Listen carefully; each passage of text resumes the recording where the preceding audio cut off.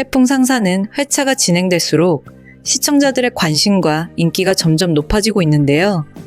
특히 주목할 만한 장면은 태풍 상사의 대표 강진영과 무역 상선의 표바코 사이에서 형성될 듯한 묘한 긴장관계입니다. 1화에서는 태풍과 표바코의 아들 표현준의 갈등으로 경찰서까지 가게 되는 장면이 등장하는데, 이 과정에서 강진영은 표바코에게 경제적인 문제는 신경 쓰지 말라고 말하고, 표바코는 이에 대해 고양이 쥐 생각은 해주느냐는 의미심장한 반응을 보이며 긴장감을 높였다는 생각이 듭니다. 사실 이 장면은 곧 강진영이 입원한 병원을 표바코가 방문해 강진영을 다그치는 장면으로 이어지는 건데요. 당시 IMF 사태로 인해 기업들이 도미노처럼 연쇄 부도에 직면하던 시기, 태풍 상사 역시 어음 부도로 큰 타격을 입었고, 강진영은 직원들에게 당분간 월급을 지급할 수 없다고 알리며 가슴을 부여잡고 쓰러져 병원에 입원하게 되었죠. 검사 결과 의사는 강진영의 상태가 꾸준하다고 전하며 지금 상황이 다행일 수도 아닐 수도 있다고 평가합니다. 즉, 상태가 더 악화되지 않는 것은 다행이지만 곧바로 회복될 기미가 보이지 않는다는 점에서는 안심할 수 없는 상황이었다는 판단이 듭니다. 결국 꾸준하다는 결과는 강진영이 원래 지병을 가지고 있었음을 의미하며 동시에 당장은 위험하지 않다는 뉘앙스를 내포하고 있었다고 볼 수 있습니다. 그러나 강진영은 표바코가 병실을 다녀간 직후 급작스럽게 세상을 떠나게 되고, 격리 직원 오미선은 그 모습을 눈여겨보게 되죠. 강진영이 미선에게 아들 태풍 이야기를 전한 것이 마지막 대화였고, 이후 표바코가 병실을 떠나면서 차 안에서 하실장과 나누는 대화에서는 이미 상황이 계획적으로 움직였음을 암시하고 있다는 생각이 드네요.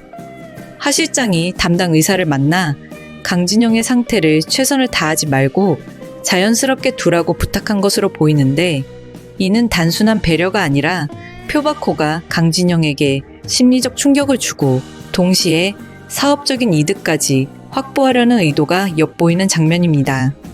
서로 사업적으로 주고받았다는 사실은 단순한 손의 움직임을 넘어 마음의 움직임을 유도할 수 있다는 의미로 표바코가 병문안을 통해 강진영에게 충격을 주려 한 정황을 보여주고 있었다고 분석이 됩니다. 강진영은 병문안을 온 미선에게 태풍을 잘 도와달라고 부탁하며 직원에 대한 신뢰를 드러내는데, 이는 과거 태풍 상사와 수입원단 계약 갈등 때 미선의 판단을 신뢰한 모습과 연결됩니다.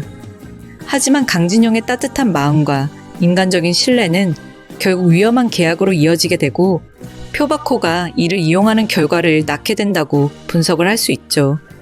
경찰서에서 강진영이 경제적인 문제는 신경 쓰지 말라 고 한 발언과 표바코가 강진영을 다그친 장면은 사건 전개에 중요한 키로 작용하며, 강진영의 성품상 표바코의 약점을 이용해 무언가 요구했을 가능성은 낮지만 결과적으로 사업상 표바코의 악행으로 인해 태풍 상사는 결국 피해를 입게 되었다고 봐야 합니다.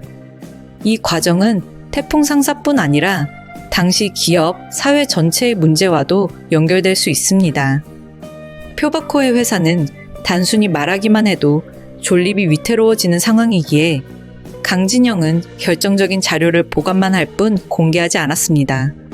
인간관계와 정을 냉정하게 처리하지 못하는 강진영의 성향은 표바코가 자네는 아버지와 마찬가지로 사업을 해서는 안 된다고 말하게 만드는 이유가 된다고 생각이 드는데요.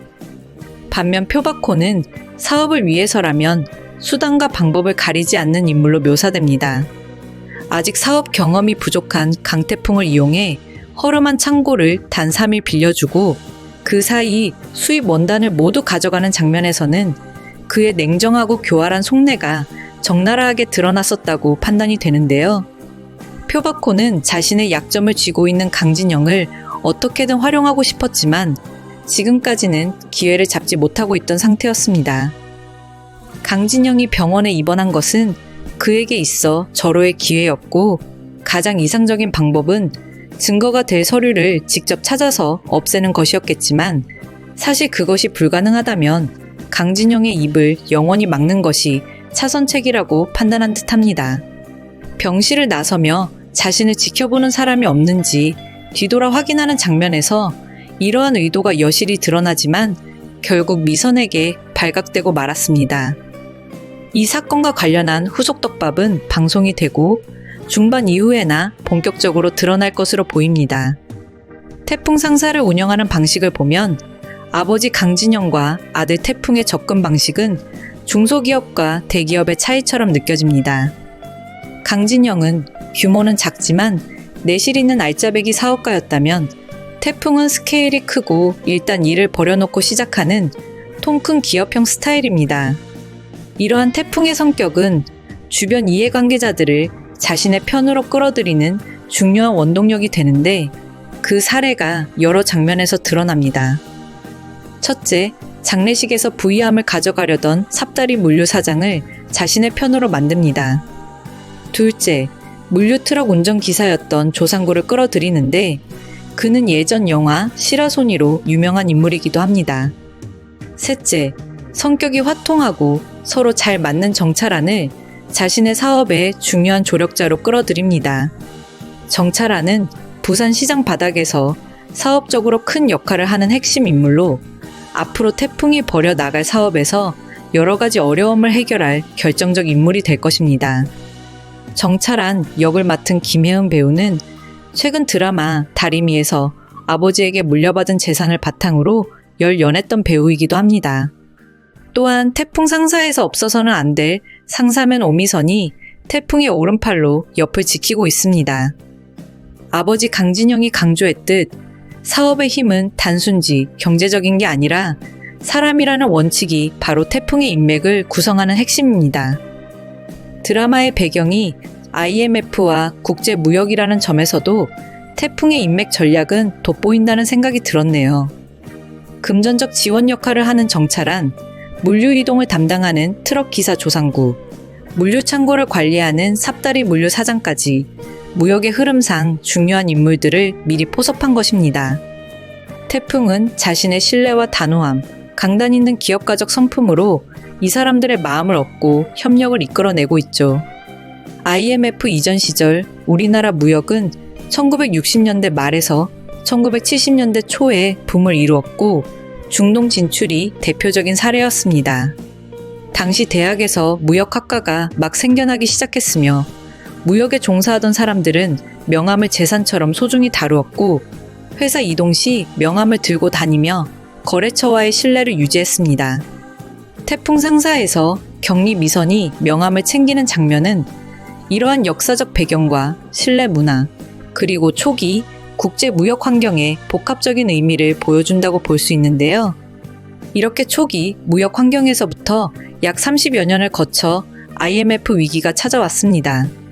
제작진은 정치나 국가 경제보다 작은 중소기업과 서민층이 겪은 현실적 어려움에 집중하며 이야기를 전개하고 있네요.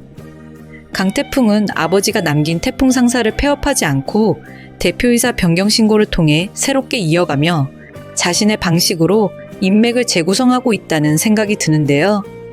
이제 아버지와 달리 강태풍이 운영하는 태풍 상사는 당시 IMF의 어려움을 어떻게 극복했는지, 그리고 위기를 기회로 바꾸는 기업가적 기질이 어떻게 발휘되는지를 보여주게 될 것으로 기대가 됩니다. 아마 결정적인 상황에서 강태풍이 모든 것을 알게 되지 않을까 싶은데요. 결국 자신의 아버지 강진영이 그렇게 떠나게 된 것은 바로 표바코 때문이었다는 사실을요. 아마 전개가 될수록 그 진실에 가까워지지 않을까 기대해 봅니다.